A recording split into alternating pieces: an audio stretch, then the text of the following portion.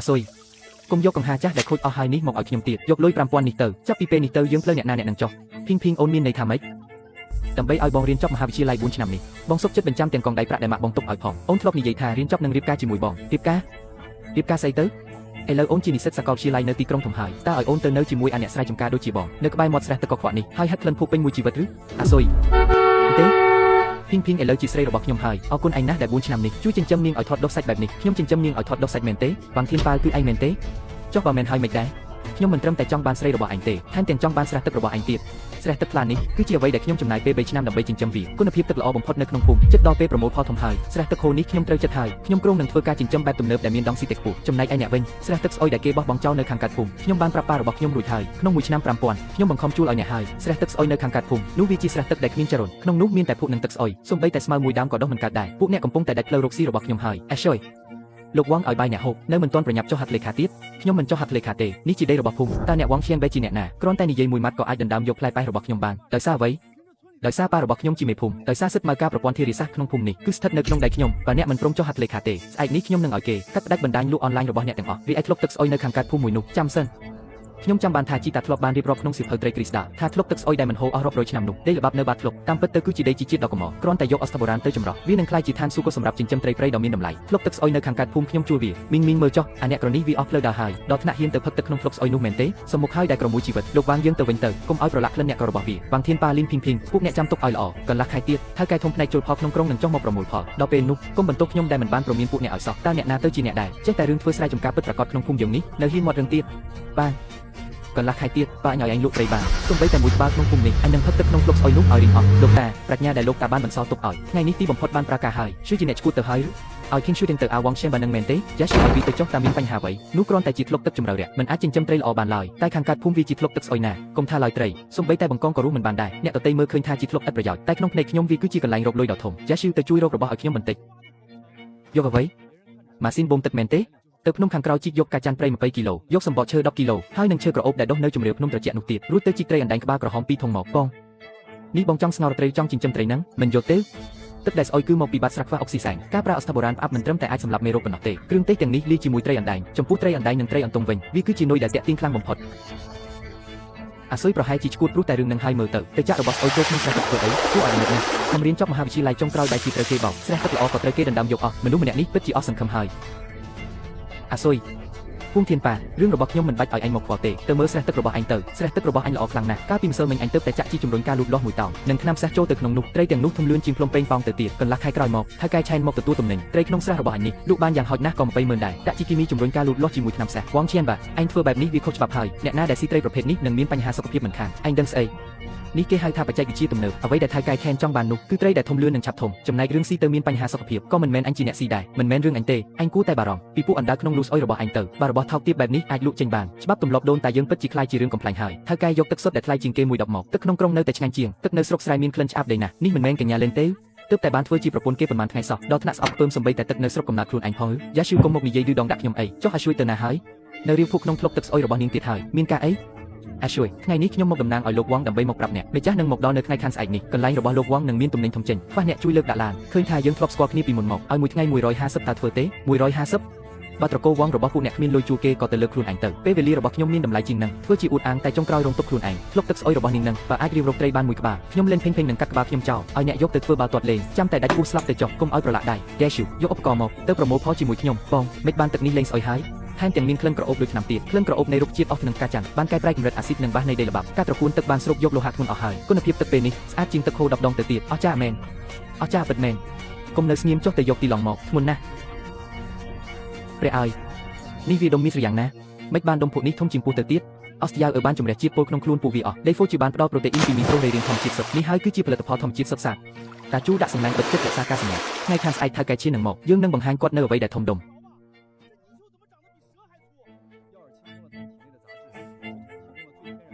ថៅកែឈៀនសូមស្វាគមន៍ដែលបានមកដល់លោកមើលត្រីដែលកូនប្រុសខ្ញុំធានប៉ាវីចិញ្ចឹមនេះចុះធំខ្លាំងណាស់លេខ1ក្នុងភូមិយើងហើយថៅកែឈៀនត្រីស្មៅនឹងត្រីកំភ្លៀងទាំងនេះមានយ៉ាងហោចណាស់30000គីឡូតម្លៃតែមួយគត់គឺ250,000លោកយកទាំងអស់ទៅមែនហើយលោកខែនឈៀនបែបប្រើប្រាស់ចំណីទំនើបវាធំលឿនណាស់ចំណីទំនើបលោកប្រធានហ៊ុនអ្នកទាំងពីរឪពុកកូនគិតថាខ្ញុំជាមនុស្សល្ងងមែនទេលោកខេនលោកមានន័យថាម៉េច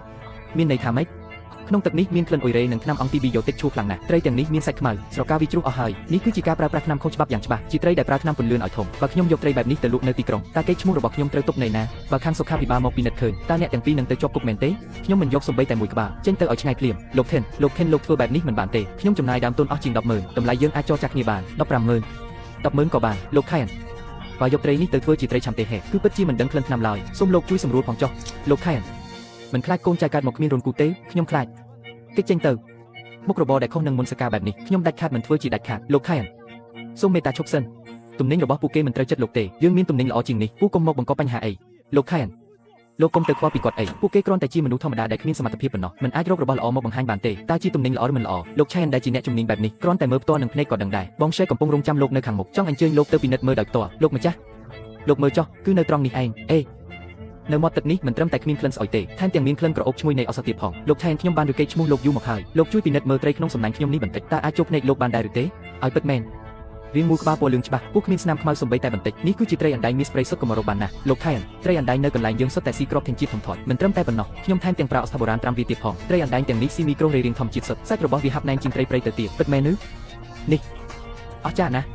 ់អស្ចារ្យមែនទែនគ្មានក្លិនឆ្អាបដីសំបីតែបន្តិចរសជាតិផ្អែមជាប់មាត់បើរបស់នេះយកទៅផ្ញើនៅភោជនីយដ្ឋានក្នុងក្រុងវិញពួកថៅកែធំទាំងនោះច្បាស់ជាដណ្ដើមគ្នាស្លាប់រស់ហើយក្មួយប្រុសក្នុងស្រះរបស់ក្មួយមានត្រីប៉ុន្មានដែរត្រីអណ្ដែង 2,000 គីឡូអណ្ដើកព្រៃលេខ100ត្រីអណ្ដែងតម្លៃទីផ្សារ30ខ្ញុំហ៊ានឲ្យ80អណ្ដើកតម្លៃទីផ្សារ200ខ្ញុំហ៊ានឲ្យ500ទំនិញទាំងអស់នៅទីនេះខ្ញុំទិញទាំងអស់ក្នុងតម្លៃ 50,000 ចុះកិច្ចសន្យាឥឡូវនេះតែម្ដង 50,000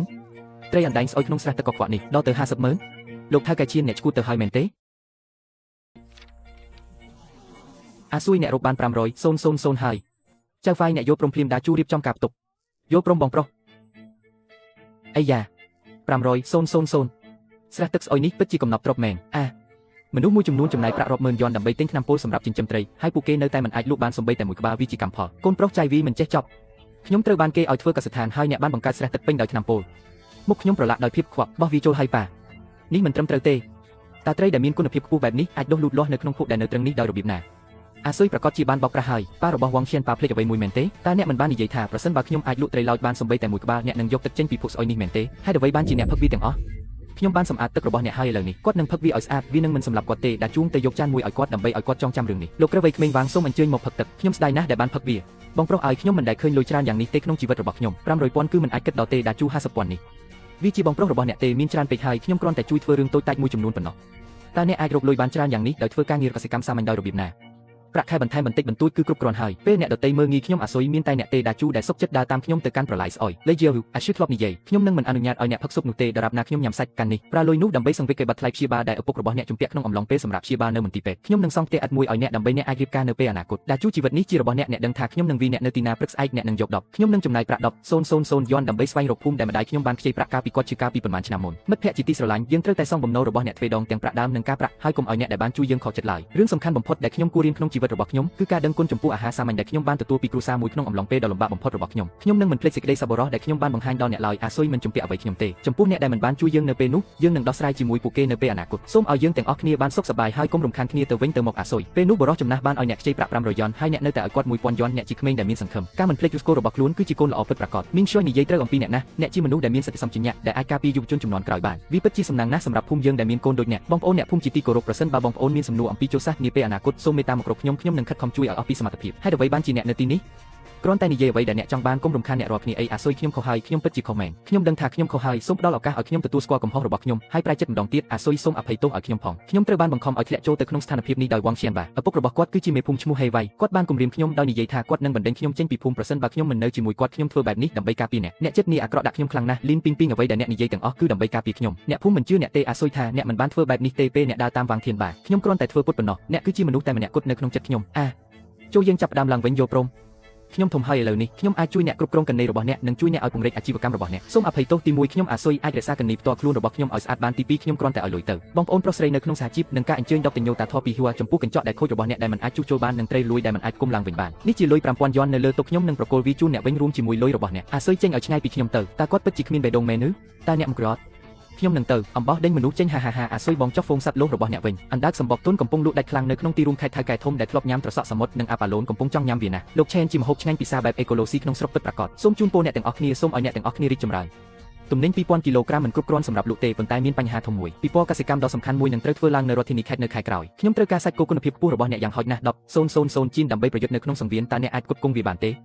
10,000 ជីនរណ្ដៅដែលគេបោះបង់ចោលនោះបានឈានដល់ដែនកំណត់របស់វាហើយវាហាក់ដូចជាដល់ពេលដែលត្រូវពង្រីកវិសាលភាពរបស់វាហើយជំហានទី2នៃផែនការរបស់ខ្ញុំត្រូវបានអនុវត្តហើយលោកចៅហ្វាយខែន10,000 ជីនមិនមែនជាបញ្ហាទេប៉ុន្តែខ្ញុំត្រូវការវានៅពេលដែលចាំបាច់ខ្ញុំចង់ជួឆ្នេរខ្សាច់ស្ងួតនោះនៅភាគខាងត្បូងភូមិរបស់យើងវាស្ងួតទាំងស្រុងគ្មានស្មៅដុះនៅទីនោះទេសូម្បីតែដើមត្រែងក៏គ្មានដែរមិនខ្ពស់គ្រប់គ្រាន់សម្រាប់អ្នកដើម្បីស្ថិតក្នុងស្ថានភាពលំបាកបែបនោះទេអ្វីដែលអ្នកកតីមើលឃើញថាជាផ្លូវតច្រកអាចក្លាយជាអណ្ដូងរ៉ែមាសប្រសិនបើអ្នកយល់ពីវិធីសាស្ត្ររបស់ដូនតារបស់អ្នកក្តារអ្នករួចរាល់ហើយគ្រាន់តែរៀបចំលុយពីការប្រមូលផលមិនអីទេឲ្យតែអ្នកអាចដឹកជញ្ជូនទំនិញដែលមានគុណភាពដូចគ្នាចំនួន10,000 ជីនខ្ញុំនឹងយកវាទាំងអស់ខ្ញុំនឹងទិញវាក្នុងតម្លៃខ្ពស់បំផុតហើយខ្ញុំនឹងឲ្យអ្នក2លានដោយផ្ទាល់អហុយថ្មីនេះអ្នកទើបតែខ្លាយជាអ្នកមានហើយអ្នកកំពុងតែមានអំណួតមែនទេចង់ចុះកិច្ចសន្យាជាមួយមេភូមិណានហួងតានត្រូវបានគេបោះបង់ចោលអស់រយៈពេលជាង10ឆ្នាំមកហើយភូមិនេះមិនបានទទួលប្រាក់ចំណូលមួយកាក់មួយសេនទេខ្ញុំកំពុងបង់ថ្លៃទីផ្សារ5អិចដារូបីបានក្នុងមួយឆ្នាំការដែលសមូហភាពភូមិជួលដីក៏ជារឿងល្អដែលប៉ាមិនអាចជួលវាឲ្យក្មេងតូចនោះបានទេគាត់ប្រកាសជាធ្វើអ្វីមួយទៀតហើយលើកមុនគាត់បានបំផ្លាញឆ្កែពូជលូចរបស់ខ្ញុំទាំងអស់ដោយទុកឲ្យវារលួយនៅក្នុងដៃខ្ញុំឪពុករបស់វងឈៀនបានខាត់បង់ជាង100,000 យន់តើគាត់អាចបន្ទោសអ្នកណាក្រៅពីខ្លួនគាត់ចំពោះការបំពុលត្រីដោយថ្នាំអង់ទីប៊ីយ៉ូទិកខុសច្បាប់អូព្រះជាម្ចាស់ឲ្យរឿងមួយគឺរឿងមួយអាស៊ុយសុកចិត្តធ្វើជាអ្នកបោកប្រាស់តើគណៈកម្មាធិការភូមិរបស់យើងអាចធ្វើដូចម្តេចបានប៉ុន្តែអាស៊ុយដែនដីស្ងាត់ជ្រងភាគខាងត្បូងគឺជារណ្ដៅដ៏ជ្រៅមួយអំបិលនៅក្នុងដែនដីនោះអើកាឡាំងអាចប្រែក្លាយត្រីរស់ទៅជាត្រីប្រៃបានអ្នកអាចជួលវាយ៉ាងហោចណាស់10ឆ្នាំឬ50យន់កញ្ជ្រោងចាស់នោះនឹងមិនអនុញ្ញាតឲ្យតិចជាង1កាក់1សេនទេប្រសិនបើវាត្រូវបានបង់ពេញក្នុងពេលតែមួយគាត់ចេតនាលើកកម្រិតដើម្បីច្របាច់យកប្រាក់ទាំងអស់ពីខ្ញុំហើយធ្វើឲ្យខ្ញុំខ្សែធនប៉ុន្តែគាត់មិនបានធ្វើដូច្នោះទេខ្ញុំមិនដឹងថាអ្វីដែលខ្ញុំកំពុងព្យាយាមធ្វើគឺគ្រាន់តែចិញ្ចឹមត្រីឬអត់ទេ100,000 ទៅ500,000សូមចុះហត្ថលេខាលើកិច្ចសន្យាឥឡូវនេះស្នាមដៃហាហាហត្ថលេខ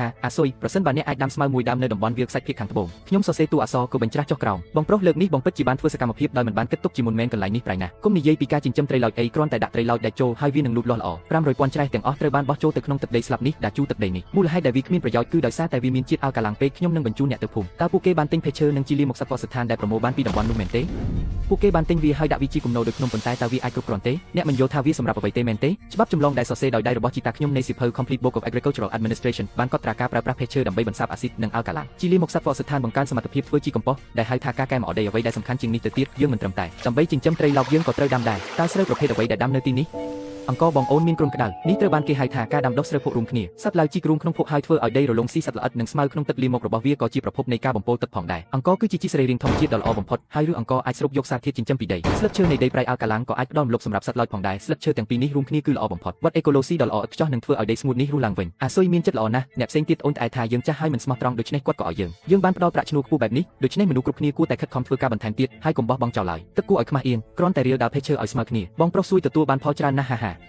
វ៉ាងធានបាចុះលុយ100,000 យន់ដែលបងជំពាក់ទិញជីវិញបើអ្នកមិនសងខ្ញុំវិញឥឡូវនេះទេខ្ញុំនឹងរុះរើផ្ទះមេភូមិរបស់អ្នកចោលភាពស្មោះត្រង់នាំទៅរកភាពបរាជ័យអ្នកបានធ្វើឲ្យខ្ញុំអាម៉ាស់មុខទាំងស្រុងអ្នកបានកាត់ប្រាក់ឧបត្ថម្ភរបស់ខ្ញុំទាំងអស់ក្នុងរយៈពេលប៉ុន្មានខែកន្លងមកនេះខ្ញុំនៅផ្ទះកំពុងគិតពិចារណាអំពីសកម្មភាពរបស់ឪពុកខ្ញុំវាជាកំហុសរបស់អាស៊ុយទាំងអស់ខ្ញុំបានឮថាគាត់មិនត្រឹមតែរស់រានមានជីវិតនៅក្នុងតំបន់វាលខ្សាច់ភាគខាងត្បូងប៉ុណ្ណោះទេថែមទាំងតើការងារប្រភេទណាដែលត្រូវបានធ្វើដើម្បីលួចឆ្នាំនេះបាត់ផ្ទះពោពេញទៅដោយត្រីលូចដែលមានគុណភាពខ្ពស់ដែលត្រៀមចេញលក់នៅខែក្រោយខ្ញុំបានឮថាពួកគេអាចរកចំណូលបាន2ឬ3លាន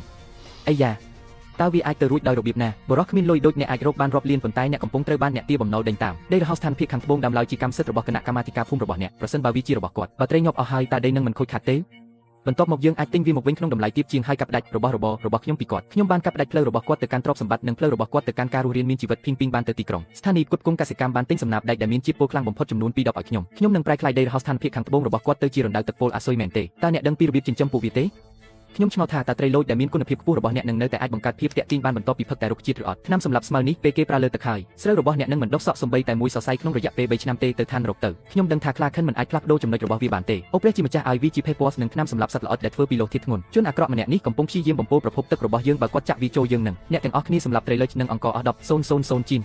តើអ្នកធ្វើបែបនោះដោយរបៀបណានេះតើអ្នកពិតជាគិតថាដីដែលខ្ញុំទិញក្នុងតម្លៃ$500,000នឹងមិនមានអ្នកយាមពេលយប់ទេខ្ញុំបានដំឡើងកាមេរ៉ាអ៊ីនហ្វ្រារ៉េតចំនួន3នៅច្រកចូលទឹកដែលភ្ជាប់ទៅនឹងវ៉ាងធានប៉ាវអ្នកបានលួចចូលទៅក្នុងដីកិច្ចសន្យារបស់ខ្ញុំនៅពាក់កណ្ដាលអាធ្រាត្រហើយព្យាយាមចាក់ចោលថ្នាំសម្លាប់សត្វល្អិតដែលមានជាតិពុលខ្ពស់ករណីនេះពាក់ព័ន្ធនឹងការប្រើប្រាស់គ្រឿងញៀនរបស់លោកវ៉ាងឈៀនបែវដើម្បីរំខានដល់ផលិតកម្មកសិកម្មដោយចំនួនទឹកប្រាក់ដែលពាក់ព័ន្ធបានឈានដល់2លានយន់គាត់ល្មើសនៃការរំខានដល់ផលិតកម្មនិងប្រតិបត្តិការអាជីវកម្មថ្ងាសខ្ញុំធំណាស់3ឆ្នាំជាចំណុចចាប់ផ្ដើម10ឆ្នាំជាចំណុចកំពូលអាស៊ុយបងស៊ុយខ្ញុំខុសហើយខ្ញុំត្រូវបានគេមិនអាគមសូមមេត្តាលែងខ្ញុំឲ្យរួចពីទោសផងខ្ញុំជាកូនប្រុសរបស់មេភូមិបើខ្ញុំជាប់គុកខ្ញុំនឹងជួបបញ្ហាធំមិនខានជីវិតខ្ញុំខូចហើយឈប់កុំចាប់គាត់កុំចាប់កូនប្រុសខ្ញុំអាស៊ុយមានកំហុសទាំងស្រុងវាជាកំហុសរបស់ក្មេងពាលតូចនោះអ្នកអាចយកប្រាក់100,000 យន់នេះជាសំណងហើយទម្លាក់ចោលសំណុំរឿងនេះបានខ្ញុំមានកូនប្រុសតែម្នាក់គត់យើងមិនអាចឲ្យគាត់ជាប់គុកបានទេលោកមេភូមិវ៉ាងតើអ្នកគិតថាលុយអាចទិញអ្វីគ្រប់យ៉ាងបានទេ100,000មិនគ្រប់គ្រាន់ទេ ខ្ញុំនឹងបន្ថែម200 000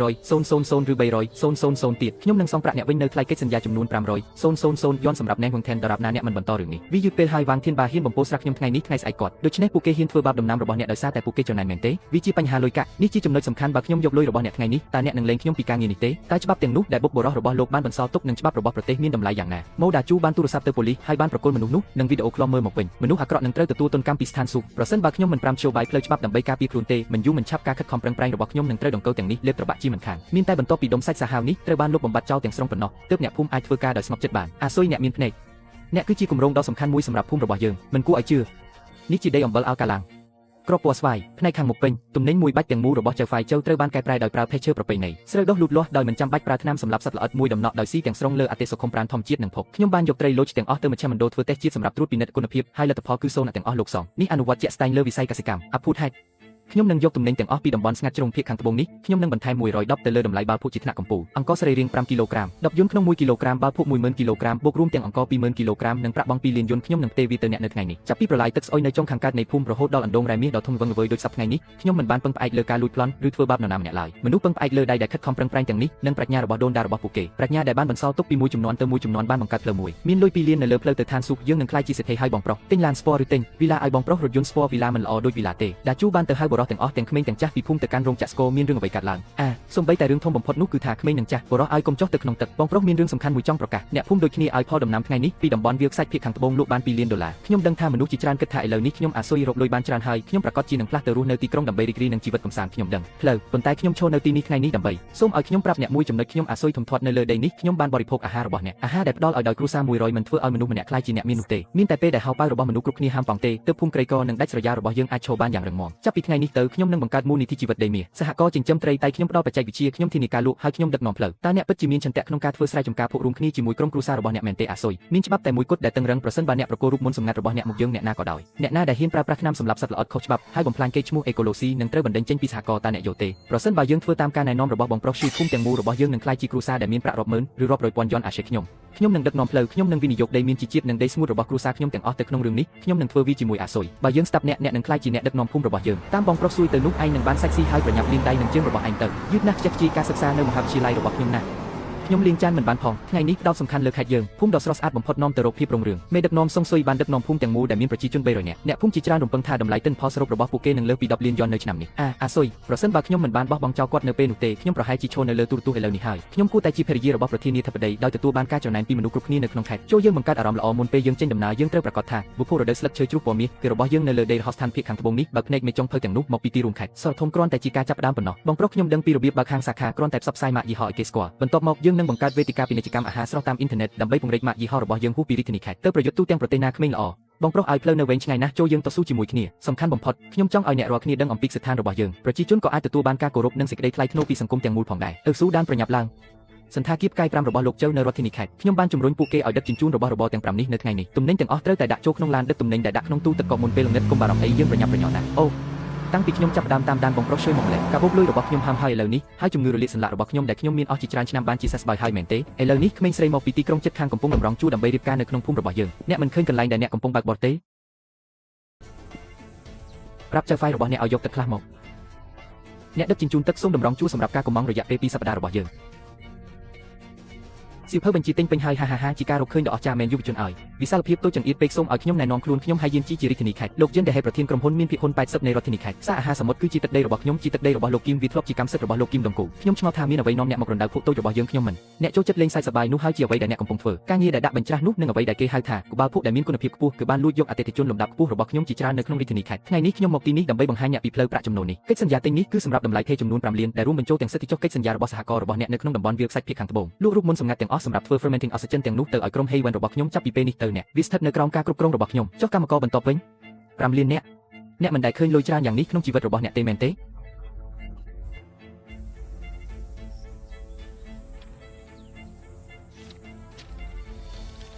មិនមែនសម្រាប់លោកទេ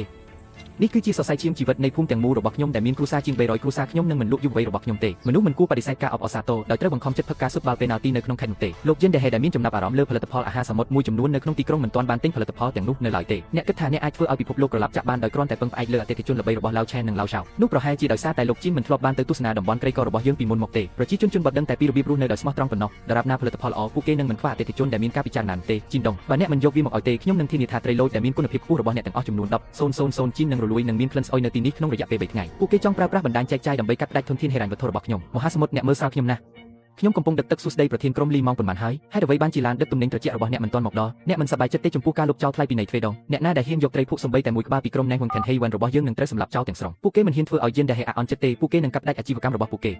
េអូយតើយើងនឹងធ្វើអ្វីត្រីឡោចទាំងអស់ដែលមានទម្ងន់ជាង 1000 ផោនត្រូវបានដាក់ចូលទៅក្នុងម៉ាស៊ីនភ្ញាស់ដែលគ្រប់គ្រងសីតុណ្ហភាពមិនមានខ្សែសង្វាក់ត្រជាក់នៅក្នុងកម្ដៅដក់ក្ដៅនេះទេឡានដឹកទំនិញនេះនឹងត្រូវបំផ្លាញទាំងស្រុងនៅត្រឹមថ្ងៃត្រង់ថ្ងៃស្អែកវាមានតម្លៃរាប់រយរាប់ពាន់យន់នេះកំពុងរុញយើងទៅរកវិនិច្ឆ័យជីនដាហៃពិតជាមនុស្សខូខើមែនទំនិញដែលដាក់ជុំគ្នាដោយគ្មានឡានដឹកទំនិញត្រជាក់ដែលមានជំនាញវិជ្ជាជីវៈនិងរងផលប៉ះពាល់ដោយកង្វះអុកស៊ីសែនហើយប្រែជាអាក្រក់ទៅវិញបន្ទាប់ពីរយៈពេលតែប៉ុន្មានម៉ោងប៉ុណ្ណោះប៉ុន្តែនៅពេលដែលបុកបរោះរបស់យើងដឹកជញ្ជូនត្រីទេកុំភ័យស្លន់ស្លោអីឡានដឹកទំនិញត្រជាក់មេឃមិនទាន់ធ្លាក់ទេដូច្នេះហេតុអ្វីខ្ញុំមិនគួរធ្លាក់លោកជើត្រូវការទំនិញនៅព្រឹកស្អែកប្រសិនបើយើងមិនអាចដឹកជញ្ជូនវាបានទេយើងមិនត្រឹមតែខាត់បង់ប៉ុណ្ណោះទេប្រសិនបើពួកគេបង់ប្រាក់ចំនួន100,000 យន់បូករួមទាំងការពិន័យយ៉ាងច្រើនចំពោះការរំលោភលើកិច្ចសន្យាកេរ្តិ៍ឈ្មោះរបស់សហគមន៍នឹងត្រូវបំផ្លាញទាំងស្រុងយើងនឹងប្រើប្រាស់ត្រីចាក់យានយន្តកសិដ្ឋាននិងឡានដឹកទំនិញតូចរបស់យើងផ្ទាល់ដើម្បីដឹកជញ្ជូនទំនិញត្រជាក់អ្នកឈួតហើយឡានដឹកទំនិញតូចនោះមិនមានល្បឿនថេរទេឧបករណ៍កម្ដៅនិងម៉ាស៊ីនបូមអុកស៊ីសែនរួមជាមួយនឹងបាល់ភក់ទម្ងន់ 5,000 គីឡូក្រាមសុទ្ធតែបានប្រែក្លាយទៅជារញ៉េញ៉ៃបង្ហូរឈាមបន្ទាប់ពីត្រូវបានរុញច្រានពេញផ្លូវចុះបើពួកវាដេកលក់ទាំងអស់សត្វលោចចូលគេងក្នុងរដូវរងាហើយលក្ខណៈពិសេសនៃការសំងំក្នុងរដូវរងាគឺជាផ្នែកមួយនៃបច្ចេកទេសត្រីគ្រីស្តាល់របស់លោកតាដែលរួមមានវិធីសាស្ត្របុរាណមួយហៅថាបច្ចេកទេសលាក់ខ្លួនពេលគេងក្នុងភពដរាបណាយើងធ្វើត្រាប់តាមបរិស្ថាន hibernation របស់ពួកគេអាចរស់បាន3ថ្ងៃ3យប់ដោយគ្មានទឹកប្រាប់អ្នករាល់គ្នាឲ្យទៅរណ្ដៅដែលគេបោះបង់ចោលនៅចុងខាងកើតនៃភូមិហើយជីកយកគ្នាលឿងដ៏ល្អបំផុតឲ្យបានច្រើនតាមដែលអាចធ្វើទៅបានលោកតា Leaf បាននាំមនុស្សមួយចំនួនទៅភ្នំខាងក្រោយដើម្បីកាត់ស្មៅស្បបសិតនិងប្រមូលស្មៅម៉ាគាត់ផងដែរដាក់ត្រីឡោចចូលទៅក្នុងភក់យ៉ាងលឿនចូលទន់ភ្លន់គេកិនពិតជាកំពុងដេកលក់ហើយមិនចាំបាច់ដេកលក់ទេតើទឹកនឹងដំណើរការទេសមីស្ទាបងាយនឹងបង្កជាឧស្ម័ននៃអស់ទឹកជួយបន្ធូរអារម្មណ៍របស់សត្វលោចជាលីងពណ៌លឿងពួករក្សាទឹកនិងអនុញ្ញាតឲ្យមានខ្យល់ចេញចូលបានត្រីលោចអាចបញ្ចេញឥទ្ធិពលខ្សោយតាមរយៈស្បែករបស់វានៅក្នុងស្ថានភាពដកដង្ហើមនេះការរំលាយអាហាររបស់ពួកវាត្រូវបានកាត់បន្ថយដល់កម្រិតអបបរមាហើយពួកវាមិនត្រូវការទឹកតតែសោះស្នប់អុកស៊ីសែនប្រអប់ឈើទាំងអស់ពេញទៅដោយបាល់ភក់និងដីឥដ្ឋទុកវាទៅលើកង់បេកស្ថាននិងឡានដឹកទំនិញចាស់របស់ភូមិយើងរថយន្តដឹកទំនិញទម្ងន់500ផោនហាចូលយើងកិននាពេលវេលាបរោះដែលប្រឡាក់ដោយភក់នោះដែលបានដឹកទឹកដែលមានទម្ងន់រាប់ពាន់គីឡូក្រាមច្បាស់ជាមានក្លិនស្អុយហើយឥឡូវនេះខ្ញុំនឹងធ្វើឲ្យគាត់ផ្សៃធនប្រសិនបើគាត់ព្យាយាមឆ្លោះជាមួយខ្ញុំមិនដឹងថាត្រូវដោះស្រាយវាដោយរបៀបណាទេតើមានការភ័យស្លន់ស្លោអ្វីចំពោះលោកប្រធានដាវតើសងឈឺវេបានលុបជង្គង់អង្គវសុំការអាណិតអាសូរដោយប្រាប់គាត់ថាតម្លៃទិញបច្ចុប្បន្នគឺត្រឹមតែ500,000ប៉ុណ្ណោះឬ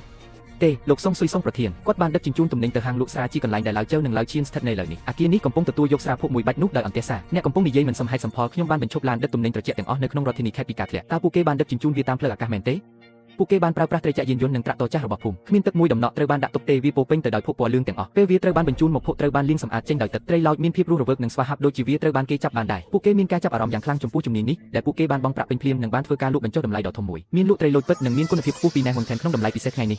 ះតម្លៃដើម50កុំខកខានប្រសិនបើអ្នកឆ្លងកាត់នេះជារឿងព្រេងនិទាន50តើមានការផ្សព្វផ្សាយបែបណាសម្រាប់ត្រីលូចលំដាប់ខ្ពស់ដែលមានតម្លៃ1យន្តក្នុង1គីឡូក្រាមនៅថ្ងៃនេះវាមានតម្លៃត្រឹមតែ20យន្តប៉ុណ្ណោះសេចក្តីជូនដំណឹងបន្តថ្ងៃនេះខ្ញុំសូមរាយការណ៍ថាប្រជាពលរដ្ឋជាច្រើនកំពុងប្រើប្រាស់ផលិតផលមួយដែលមានឈ្មោះថាបន្ទាប់ពីទទួលទានត្រីលូចដែលមានគុណភាពខ្ពស់ពីភាគខាងត្បូងអ្នកជំងឺបានជួបប្រទះរោគសញ្ញាពលអាហារធ្ងន់ធ្ងររួមមានក្អួតរាតនិងឈឺពោះគាត់ត្រូវបានបញ្ជូនទៅមន្ទីរពេទ្យជាបន្ទាន់ការធ្វើតេស្តបឋមដោយការិយាល័យសុខាភិបាលបានបង្ហាញថាបាច់នេះមានទុកថ្នាំអង់ទីប៊ីយ៉ូទិកលើសពីកម្រិតអនុញ្ញាត10ដងប៉ូលីសនិងរដ្ឋបាលចំណីអាហារនិងអុសបានរួមគ្នាបង្កើតក្រុមការងារពិសេសមួយដើម្បីស៊ើបអង្កេតវត្តមាននៃជាតិពុលនិងសំណល់លោហៈធ្ងន់ក្រុមការងារបានចាប់ផ្ដើមការស៊ើបអង្កេតយ៉ាងហ្មត់ចត់អំពីប្រភពនៃម៉ាកយីហោគឺសហករណ៍កសិកម្មអេកូឡូស៊ីណានហួងតានចិនដាហៃគាត់កំពុងលេងហ្គេមព្រះអង្គម្ចាស់និងក្មេងស្រីរ៉ាខុនក៏ឲ្យគាត់បានចុះឈ្មោះគាត់បានប្រើពាណិជ្ជសញ្ញាស្រដៀងនឹងរបស់យើងត្រីទាំងនោះដែលមានសំណល់ថ្នាំពីការឲ្យថ្នាំអង់ទីប៊ីយ៉ូទិកខ្លាំងកំពុងតែធ្វើពុតជាយើងម៉ាកយីហោនេះចិត្តណាបង្កើតឧបទ្ទហេតុពលអាហារដោយការលក់ផលិតផលក្នុងតម្លៃទាបក្នុងគោលបំណងរកប្រាក់ចំណេញពីស្ថានភាពនេះការបង្ក្រាបជាផ្លូវការបានបំផ្លាញកេរ្តិ៍ឈ្មោះរបស់យើងនៅណែហួងថែនទាំងស្រុងហើយថែមទាំងបានធ្វើឲ្យយើងជាប់គុកទៀតផងសាហាវម្ល៉េះនេះជាបញ្ហានៃជីវិតនិងសេចក្តីស្លាប់គាត់ថែមទាំងកំពុងកំណត់គោលដែលលើមនុស្សសាមញ្ញដូចជាយើងទៀតផងពួកគេមិនខ្វល់ពីជីវិតផ្ទាល់ខ្លួនទេប៉ូលីសនឹងមកដល់ឆាប់នេះហើយយើងមិនអាចនិយាយចេញឥឡូវនេះទេវាត្រូវបានជំរះហើយតើយើងនឹងធ្វើអ្វីការផ្សព្វផ្សាយពាក្យអ៊ីចាមអារ៉ាមនៅក្នុងផ្សារកណ្ដាលទីក្រុងគឺងាយស្រួលប៉ុន្តែការបដិសេធពាក្យអ៊ីចាមអារ៉ាមទាំងនោះគឺហត់នឿយណាស់ប្រសិនបើយើងអនុញ្ញាតឲ្យទឹកកខ្វក់ចាក់មកលើយើងការខិតខំប្រឹងប្រែងទាំងអស់របស់មនុស្សរាប់រយនាក់នេះនៅក្នុងតំបន់ដាច់ស្រយាលភាគខាងត្បូងនឹងត្រូវបំផ្លាញជីនដាហៃល្បិចរបស់អ្នកក្នុងការជំនួសរបស់មួយដោយរបស់មួយទៀតគឺពិតជាខុសខើណាស់ប៉ុន្តែអ្នកភ្លេចចំណុចសំខាន់បំផុតអ្នកអាចបង្កើតពាណិជ្ជសញ្ញាคล้ายៗបានប៉ុន្តែអ្នកមិនអាចចម្លងខ្លឹមសារពិតនៃសិប្បកម្មរបស់បុព្វបុរសយើងបានទេសធំត្រង់បន្តិចទៅហើយទៅយកត្រីឡោចធំមួយចំនួនពីផ្ទះបានរបស់យើងភុសតាំងមិនខ្លាចស្រមោលទេអ្វីដែលคล้ายៗគឺคล้ายៗហើយទោះបីជាអ្នកបោះស្បែកចេញក៏ដោយក៏វាមិនអាចខ្លាចជាការពិតបានដែរអ្នកដឹកទឹកមែនទេមានអ្នករាយការណ៍ថាអ្នកនៅណានហួងតានការប្រើប្រាស់ថ្នាំពុលខ្លាំងនិងថ្នាំហាមឃាត់របស់សហគមន៍ក្នុងការចិញ្ចឹមសត្វបាននាំឲ្យហេតុការណ៍ពុលអាហារទ្រង់ទ្រីធំនៅក្នុងទីរួមខេត្តនេះតម្រូវឲ្យយើងស៊ើបអង្កេតតាមច្បាប់យើងបានបិទមូលដ្ឋានបង្កាត់ពូជរបស់អ្នកហើយសូមត្រឡប់មកជាមួយយើងវិញជាបន្ទាន់ដើម្បីជួយលោកសងតាក់ទងនឹងការចាប់ប្រកាន់ប្រឆាំងនឹងលោកតើលោកមានអ្វីត្រូវនិយាយទេតើដំណើរការបង្កាត់ពូជរបស់សហគមន៍គោរពតាមបទបញ្ញត្តិដែរឬទេអូ ប្រធានក្រុមឲ្យសមិទ្ធទាំងអស់គ្នាអ្នកពិតជាត្រូវស៊ើបអង្កេតបរិសុទ្ធដឹកទឹកម្នាក់នេះឲ្យបានមកចត់គាត់បានធ្វើបែបនេះតាំងពីគាត់នៅក្មេងខ្ញុំតែងតែមានអារម្មណ៍ថាវិធីសាស្ត្រកសិកម្មអេកូឡូស៊ីរបស់គាត់មិនអាចទប់ចិត្តបានហើយអាចប៉ះពាល់ដល់ជីវភាពរស់នៅរបស់មនុស្សគ្រប់គ្នាហេសមិទ្ធប្រធានក្រុមវាជាការមិនយុត្តិធម៌សោះអាស៊ុយយើងត្រូវបានបង្ខំឲ្យប្រើតែចំណុចសម្រាប់គ្រប់ស្លឹកស្មៅនិងគ្រប់ដើមឈើប្រធានក្រុមអ្នកមិនបានប៉ះជាមួយដុំផងយើងមានឆន្ទៈសហការជាមួយការស៊ើបអង្កេតណាមួយប៉ុន្តែមានរឿងមួយដែលខ្ញុំត្រូវបញ្ជាក់ឲ្យច្បាស់អ្វីដែលហៅថាត្បូងពណ៌លឿងភាគខាងត្បូងលំដាប់ខ្ពស់ដែលបណ្ដាលឲ្យមានការពុលដល់ប្រជាពលរដ្ឋមិនមែនមកពីតុត្បូងពណ៌លឿងភាគខាងត្បូងរបស់យើងទេមាននរណាម្នាក់កំពុងផលិតនិងលក់ទំនិញคล้ายៗដោយចិត្តងារអាក្រក់ដើម្បីដាក់បន្ទុកអ្នកដទៃមិនត្រឹមតែការវេចខ្ចប់អាចคล้ายៗបានទេប៉ុន្តែសូម្បីតែរូបរាងរបស់ត្រីឡោចក៏អាចคล้ายៗបានដែរប៉ុន្តែខ្ញុំមានល្បិចមួយដើម្បីចាប់វាដោយដៃក្រហមការបញ្ជាក់ពីភាពគ្មានទោសមិនត្រឹមតែជាការបញ្ជាក់ខ្លួនឯងប៉ុណ្ណោះទេប៉ុន្តែវាក៏អំពីការចាប់ឧក្រិដ្ឋជនផងដែរចំពោះអ្នកជួញដូរគ្រឿងញៀនដ៏ខុសខើពិតប្រាកដនិងអ្នកសារព័ត៌មានទាំងឡាយសូមចង្អុលកាមេរ៉ាមកខ្ញុំដែលជាអ្នកដឹកទឹកនៅថ្ងៃនេះសូមអនុញ្ញាតឲ្យខ្ញុំពន្យល់អ្នកពីអ្វីដែលជាភពអុសពិតប្រាកដនិងមិនប៉ះពាល់ដល់បរិស្ថានដែលបានបន្សល់ទុកពីដូនតារបស់យើងហើយអ្វីបានជាអាហារសមុទ្រនេះមានក្លិនដូចអុសតើខ្សែមាសនេះជាអ្វីវាត្រូវបានគេហៅថាខ្សែមាសអុសអំណាចអុសរបស់អុសចិនត្រូវបានដាក់នៅក្នុងព្រុយត្រីឡោចអស់រយៈពេលជាច្រើនឆ្នាំនេះបានបង្កើតផ្លូវតែមួយគត់នេះគឺជាស្លាកប្រឆាំងការក្លែងបន្លំដ៏ពិសេសមួយដែលប្រធានក្រុមណែងហ៊ុនថែនរបស់យើងមិនអាចចម្លងបានឡើយអ្នកអាចតាក់ទងនាយកដ្ឋានកសោវិច័យឬមន្ទីរពិសោធន៍ភ្លាមខ្ញុំភ្នាល់ថាពោះរបស់ពួកគេពោពេញដោយទឹកខ្មៅគ្មានដានថ្នាំអ្វីឡើយប្រធានក្រុមរបស់យើងទើបតែបានធ្វើការវះកាត់ស៊ីជម្រៅលើអន្ទង់ភពពលដែលរឹបអូសបានទំនិញមួយបាច់នេះមានគុណភាពអន់ខ្លាំងជាមួយនឹងសរីរាង្គខាងក្នុងដែលរលួយនឹងខ្មៅយ៉ាងធ្ងន់ធ្ងរដែលមានក្លិនថ្នាំអង់ទីប៊ីយោទិកខ្លាំងវាត្រូវបានបញ្ជាក់ថាជាកាតាលីករជាឧស្សាហកម្មដែលបង្កគ្រោះថ្នាក់ចម្រៀងចៅហ្វាយការពិតបានបង្ហាញថាអ្នកមិនត្រឹមតែគ្មានទោសបីទេប៉ុន្តែបច្ចេកទេសបង្កាត់ពូជរបស់អ្នកពិតជាគួរឲ្យចាប់អារម្មណ៍ណាស់នេះពិតជាបើភ្នែកខ្ញុំមែនក្នុងនាមការិយាល័យត្រួតពិនិត្យទីផ្សារខ្ញុំសូមអភ័យទោសចំពោះអ្នកប្រធានក្រុមអ្នកចិត្តល្អពេកហើយទោះជាយ៉ាងណាក៏ដោយសារវាត្រូវបានបញ្ជាក់ថាត្រីឡុចដែលមានជាតិពុលមិនមែនសូមដែលផលិតដោយខ្ញុំអាចផ្ដល់តម្រុយអំពីប្រភពអ្នកបានសូកប៉ាន់ប្រធានយិនដែលហេនៅទីរួមខេត្តការធ្វើត្រាប់តាមស្តង់ខ្មៅអ្នកគិតថាអ្នកអាចរួចខ្លួនពីរឿងនេះដោយលួចវេចខ្ចប់របស់ខ្ញុំដាក់អាហារសមុទ្រពុលលើវានិងធ្វើបាបមនុស្សដើម្បីរកប្រាក់ចំណេញមែនទេតើលោកហេឆ្លាតម្ល៉េះអ្នកមិនត្រឹមតែបានបំពេញច្បាប់នៃពិភពចំនួនប៉ុណ្ណោះទេថែមទាំងបានបំពេញច្បាប់ជាតិនាពេលបច្ចុប្បន្ននេះទៀតផងខ្ញុំបានប្រកាសពីការរួមបញ្ចូលគ្នារវាងណែហ៊ុនថែននិងណែហ៊ុនថែននៅចំពោះមុខប្រព័ន្ធផ្សព្វផ្សាយទាំងអស់នៅក្នុងខេត្តក្រុមហ៊ុននឹងប្តឹងក្រុមហ៊ុន Haven Group ជាផ្លូវការសូមឲ្យអ្នកដែលអាចគ្រប់គ្រងអ្វីគ្រប់យ៉ាងដោយដៃម្ខាងត្រូវវិនិច្ឆ័យឲ្យប្រាក់សន្សំរបស់អ្នកត្រូវបានលុបចោលនេះជាអត្ថបទពីស្ថានីយទូរទស្សន៍ខេត្តរបាយការណ៍ផ្ដាច់មុខនៅនឹងកន្លែងពីអ្នកយកព័ត៌មាននៅណែហ៊ុនថែនស៊េរីនៃព្រឹត្តិការណ៍ដែលរៀបចំដោយការវិបកដ៏យុត្តិធម៌មួយដែលបង្កឡើងដោយប្រាជ្ញាកសិកម្មប្រពៃណីកំពុងលាតត្រដាងនៅទូទាំងខេត្តក្លិនក្រអូបនៃអស្ចារ្យបុរាណបានបន្លឺឡើងនៅចំពោះមុខខ្ញុំក្នុងពេលជាក់ស្ដែងតើមានវិធីអាក្រក់និងវិវេបែបណាអ្នកដឹកជញ្ជូនទឹកជើងពួកនេះតើវិធីសាស្ត្រអភូតហេតុបែបនេះអាចមានបានយ៉ាងដូចម្តេចលោកប្រធានកំពុងត្រូវបានសរសើរទូទាំងអ៊ីនធឺណិតសារទំនើបអាហារស្រស់របស់ក្រុមយើងត្រូវបានជួបជាមួយទីផ្សារដែលមានការខឹងសម្បារយ៉ាងខ្លាំងប៉ូលីសបានឡោមព័ទ្ធក្រុមពិសេសរបស់ស្ថានីយ៍ប៉ូលីសក្រុងដែលបានបើកសំណុំរឿងមួយរួចហើយពួកគេបាននិយាយថាពួកគេបានរកឃើញកំណត់ត្រាផ្ទេរប្រាក់របស់យើងអំពីការសូកប៉ាន់សិក្ខាសាលាខុសច្បាប់ពួកគេបានរកឃើញកំណត់ត្រាផ្ទេរប្រាក់អូទេជីមដាហៃអ្នកពិតជាធ្វើខមមិនអ្នកត្រូវបានគេសង្ស័យថាបានរំលោភបំពានអ្នកត្រូវបានកោះហៅស្របតាមច្បាប់ពីបទចូលរួមក្នុងការអនុវត្តអាជីវកម្មខុសច្បាប់និងការប្រកួតប្រជែងមិនយុត្តិធម៌សូមសហការជាមួយការស៊ើបអង្កេតរបស់យើងខ្ញុំមានឋានៈជាក់លាក់មួយនៅក្នុងឧស្សាហកម្មនេះអ្នកមិនអាចប្រព្រឹត្តចំពោះខ្ញុំបែបនេះទេខ្ញុំសង្សួយយើងនឹងមិនបោះបង់ចោលរឿងនេះឡើយនៅក្នុងយុគសម័យនេះមនុស្សមួយចំនួនប្រើប្រាស់បច្ចេកវិទ្យាដើម្បីបន្តអំពើហិង្សាយ៉ាងឃោរឃៅខណៈពេលដែលអ្នកផ្សេងទៀតគ្រប់គ្រងដល់ប្រាក់ចំណេញរបស់ដូនតារបស់ពួកគេដោយប្រើដៃរឹងមាំដើម្បីការពារតម្លៃអាហារសម្រាប់ប្រជាជនសាមញ្ញពួកគេបានឈ្នះពានរង្វាន់ឆ្នាំនេះសូមស្វាគមន៍លោកសងដែលជាស្ថាបនិកនៃសហករណ៍ឲ្យទទួលបានរង្វាន់ធំលោកជួយបានឡើងលើឆាកដើម្បីទទួលពានរង្វាន់ជាសងអ្នកធ្វើបានល្អណាស់លោកសងប្អូនប្រុសរបស់ខ្ញុំអ្នកបានបញ្ជាក់វាដោយសកម្មភាពរបស់អ្នកប្រាជ្ញាកសិកម្មប្រពៃណីរបស់យើងមិនតិចជាងផលិតផលបច្ចេកវិទ្យាខ្ពស់ណាមួយទោះបីជាខេត្តសម្រាប់ចិត្តអនុម័ត50លានក៏ដោយប្រាក់កម្ចីកសិកម្មដោយគ្មានការប្រាក់នឹងជួយអ្នកយ៉ាងពេញលេញក្នុងការបង្កើតឧទ្យានបង្ហាញកសិកម្មអេកូឡូស៊ីកម្រិតខេត្តនៅតំបន់វាលខ្សាច់ភាគខាងត្បូងសូមអរគុណចំពោះការគាំទ្ររបស់អ្នកថ្នាក់ដឹកនាំសូមអរគុណអ្នកទាំងអស់គ្នាសួរខ្ញុំទៅសងស៊ុយអ្នកគ្រាន់តែជាត្រីលួយមួយស្លាបព្រាពីប្រឡាយស្អុយតែក្មេងកំសត់ម្នាក់ដែលមកពីភូអាចកំចាត់យក្សមួយនៅក្នុងរាជធានីខេត្តបានដោយរបៀបណាថ្ងៃនេះខ្ញុំនឹងប្រាប់អ្នកពីចម្លើយវាមិនមែនដោយសារតែខ្ញុំសង្ស័យឆ្លាតម្លេះនោះទេប៉ុន្តែដោយសារតែខ្ញុំកំពុងធ្វើឲ្យដីពណ៌លឿងនៅក្រោមជើងរបស់យើងរាបស្មើវាផ្អែកលើពាក្យស្លោកដែលបានបន្សល់ទុកពីដូនតារបស់យើងពួកគេអាចគ្រប់គ្រងច្បាប់ដ៏តឹងរ៉ឹងមួយថាអាហារគឺជារឿងសំខាន់បំផុតហើយសុវត្ថិភាពអាហារគឺជាអាទិភាពចម្បងវិស័យភស្តុភារកម្មអាចធ្វើត្រាប់តាមការវេចខ្ចប់បានប៉ុន្តែពួកគេមិនអាចធ្វើត្រាប់តាមញើសដែលស្រក់ចេញពីដីរបស់កសិករបានទេទឹកមិនអាចធ្វើត្រាប់តាមភាពល្អនៅក្នុងឆ្អឹងរបស់ប្រជាជនចិនបានទេខ្ញុំនឹងមិនយកមួយកាក់មួយសេនក្នុងចំណោមប្រាក់50លានដុល្លារនេះទៅទិញផ្ទះឬឡាននៅក្នុងទីក្រុងទេខ្ញុំចង់ប្រើវាសាងសង់ផ្លូវ highway មួយភ្ជាប់ភូមិរបស់យើងទៅកាន់ពិភពខាងក្រៅនិងសាងសង់ការិយាល័យម៉ាស៊ីនត្រជាក់ដ៏ល្អបំផុតខ្ញុំចង់ធ្វើឲ្យសាលារៀនពេលយប់របស់កសិករអាចចូលទៅដល់បានទូទាំងស្រុកនិងខេត្តកសិករស្មោះត្រង់ដឹងថាដរាបណាសិប្បកម្មមានភាពស្មោះត្រង់ហើយបេះដូងមានភាពស្មោះត្រង់ដៃរបស់យើងប្រឡាក់ដោយសូម្បីតែដៃដែលប្រឡាក់ដីក៏អាចលើកចានបាយមាសមួយហើយទទួលបានការគោរពពីសង្គមទាំងមូលបានដែរទឹកឲ្យអ្នកពិតជាបានប្រែក្លាយទៅជានាគនៅលើមេឃមែនខណៈពេលដែលខ្ញុំជាប់គាំងនៅទីនេះក្នុងការសម្អាតបន្ទាប់ពីខ្ញុំចាក់ចេញលោកប្រធានាធិបតីជើបានរៀបចំពិធីជប់លៀងអបអរសាទរមួយនៅសន្តាគារធំមួយក្នុងទីក្រុងដើម្បីរំលឹកដល់កិច្ចសហប្រតិបត្តិការរបស់យើងភាគលាភរបស់ភូមិនៅឆ្នាំនេះបានលើសពី100លានភូមិទាំងមូលកំពុងរងចាំអ្នកដែលជាសស្ដំនៃកម្លាំងរបស់ពួកគេដើម្បីកាត់ខ្សែបូវានៅទីនេះដើម្បីប្រាប់អ្នកភូមិថាយើងរកបាន100លានដុល្លារនៅឆ្នាំនេះហើយឆ្នាំក្រោយយើងនឹងយកម៉ាកណេះហ៊ុនថែនហើយចេញពីតំបន់ព្រៃលុបពីរាជធានីខេត្តទៅទូទាំងប្រទេសហើយអ្វីបានជាអ្នកមិនចេញទៅភូមិទាំងមូលកំពុងរងចាំអ្នកផឹកដាជូតើអ្នកនៅចាំអ្វីដែលអ្នកបាននិយាយមកខ្ញុំកាលពី3ឆ្នាំមុននៅក្បែរស្រះទឹកស្អុយនោះទេអ្វីដែលត្រូវនិយាយហាបងប្រុសឈួតមែនទេចូលទៅក្នុងប្រឡាយស្អុយនោះប្រសិនបើយើងកំពុងឆ្នាំនោះភូមិទាំងមូលនឹងជេរប្រតិយើងដោយនិយាយថាយើងត្រូវបានលាតតក្បាលប៉ុន្តែឥឡូវនេះអ្នកដែលធ្លាប់រិះគន់ពួកយើងសុទ្ធតែបើកបររថយន្តតោះទៅកុំឲ្យពួកគេរងចាំអីបងប្រុសឲ្យមើលចុះវាលស្រែរបស់យើងស្អាតជាងវាលស្រែក្នុងគំនូរទៅទៀត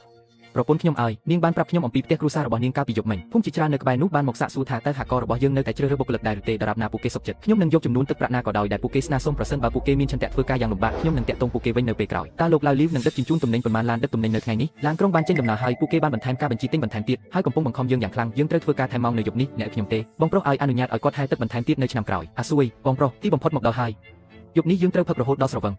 ការបញ្ជាទិញពី Kyoto ត្រូវបានកក់រហូតដល់ឆ្នាំក្រោយនិងសូម្បីតែទៅកាន់ទីរួមខេត្តមេដឹកនាំក៏បានមកហើយនិយាយថាគាត់ចង់យើងគួរតែបញ្ចូលគំរូការងារដូនជីតារបស់យើងទៅក្នុងសៀវភៅសិក្សាសម្រាប់ការរស់ឡើងវិញនៅជនបទទូទាំងខេត្តលោកសងលើកនេះលោកពិតជាបានផ្ដល់អ្វីមួយដល់យើងកសិករមែនខ្ញុំបានបង្កើតឈ្មោះឲ្យខ្លួនឯងហើយបើគ្មានលុយទេប្រសិនបើថៅកែនិងលោកប្រធានាធិបតីចោលទុកចិត្តខ្ញុំនៅពេលនោះយើងនឹងមិនស្ថិតក្នុងស្ថានភាពបែបនេះនៅថ្ងៃនេះទេយប់នេះខ្ញុំនឹងលើកកែវអបអសាទរអ្នកទាំងពីរ3ដងសិនហាហាមិនអីទេអ្នកនិយាយត្រូវហើយហាហា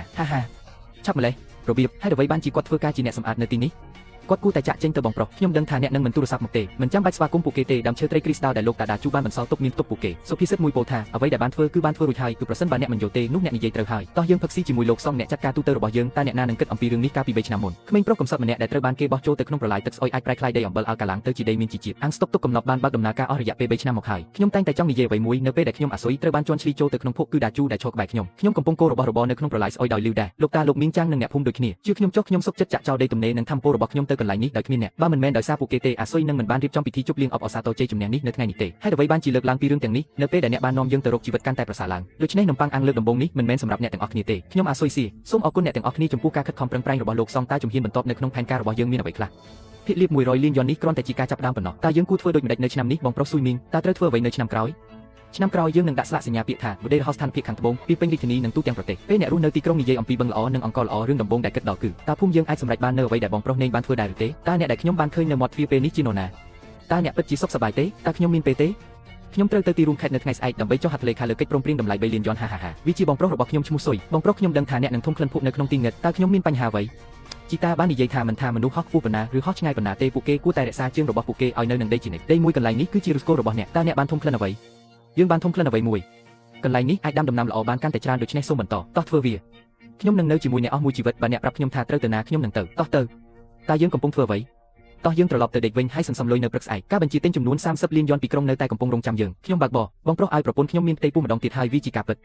នាងនិយាយថាប្រសិនបើវាជាកូនប្រុសឈ្មោះហៃក្រៅរបស់នាងនឹងជាក្លូចប្រសិនបើជាក្មេងស្រីនោះឈ្មោះកបកាអង្គគឺជាឈ្មោះល្អកំពុងរងចាំកូនចាប់តាំងពីគាត់បានបង្កើតខ្ញុំដែលជាពូរបស់គាត់មកខ្ញុំពិតជាត្រូវឲ្យស្រោមសម្បត្តិក្រហមធំមួយដល់គាត់ឪបុករបស់គាត់ហា